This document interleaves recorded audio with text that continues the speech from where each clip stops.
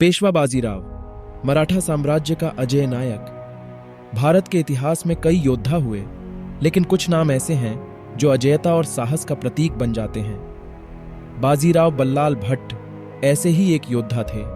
उनका जीवन केवल युद्ध की कहानियों से भरा नहीं था, बल्कि यह दृढ़ संकल्प, कुशल रणनीति और राष्ट्र प्रेम की प्रेरणादायक गाथा है। आइए उनके जीवन को सही ऐतिहासिक तथ्यों के साथ एक रोमांचक कथा में देखें।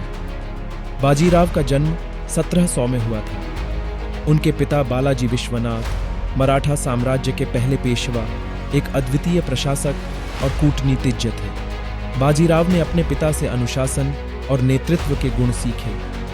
पुणे में उनका बचपन तलवारबाजी, घुड़सवारी और युद्ध कौशल सीखने में बीता। उनकी मां राधाबाई ने उन्हें मराठा परंपरा, धर्म और आदर्शों से परिचित कराया। युवा बाजीराव की महत्वाकांक्षा और तेज दिमाग ने जल्द ही संकेत दे दिया था कि वे केवल एक योद्धा नहीं, बल्कि इतिहास निर्माता बनेंगे। जब 1720 में बालाजी विश्वनाथ का निधन हुआ, छत्रपति शाहू महाराज को नया पेशवा चुनना था। केवल 20 वर्ष की उम्र में बाजीराव को पेशवा नियुक्त किया गया। कई लोग उनके युवा और अनुभवहीन होने को लेकर संशय में थे, लेकिन बाजीराव ने अपने साहस और कूटनीति से सबका दिल जीत लिया। अपनी पहली ही सभा में उन्होंने मराठा साम्राज्य को उत्तर और दक्षिण में विस्तार देने का वादा किया। उन्होंने छत्रपति शाहू महाराज से कहा, हिंदवी स्वराज्य की रक्षा और विस्तार मेरा धर्म है। मराठा झंडा नर्मदा से कावेरी तक लहराएगा। बाजीराव के जीवन का सबसे बड़ा अध्याय उनके युद्ध अभियानों में है। उन्होंने लगभग 40 युद्ध लड़े और कभी हार नहीं मानी। आइए उनके कुछ प्रमुख युद्धों को देखें। निजाम उल मुल्क ने पुणे और मराठा साम्राज्य को कमजोर करने की योजना बनाई। बाजीराव ने इसे चुनौती के रूप में लिया। उन्होंने केवल 10,000 सैनिकों के साथ निजाम की विशाल सेना को हराया। उन्होंने रात के अंधेरे में अपनी सेना को अलग अलग हिस्सों में बांट दिया और दुश्मन पर चारों तरफ से हमला किया। बाजीराव ने बुंदेलखंड के महाराजा छत्रसाल को मुगलों से बचाया। छत्रसाल ने बाजीराव को संदेश भेजा, जो गति गजेंद्र को ग्राह से, वही गति अब मेरी हो रही। जातिलाज बुंदेल की, राखो बाजीराव। बाजीराव ने अपनी सेना को तेजी से बुंदेलखंड भेजा और छत्रसाल को मुगलों से आजाद कराया। उनकी इस विजय ने मराठा साम्राज्य को और मजबूत किया। बाजीराव का उद्देश्य केवल दक्षिण भारत तक सीमित नहीं था। उन्होंने दिल्ली की ओर रुख किया और मुगल साम्राज्य की कमजोरियों का लाभ उठाया।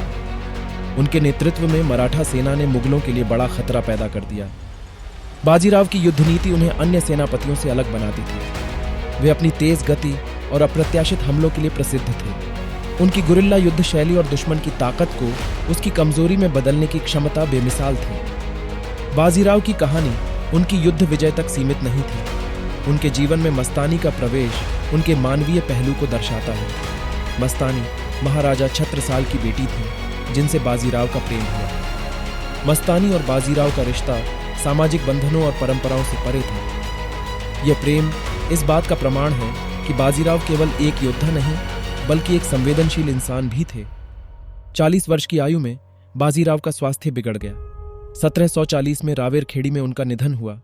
कहा जाता है कि उनके अंतिम समय में भी उनकी आंखों में मराठा साम्राज्य को एक विशाल शक्ति बनाने का सपना था।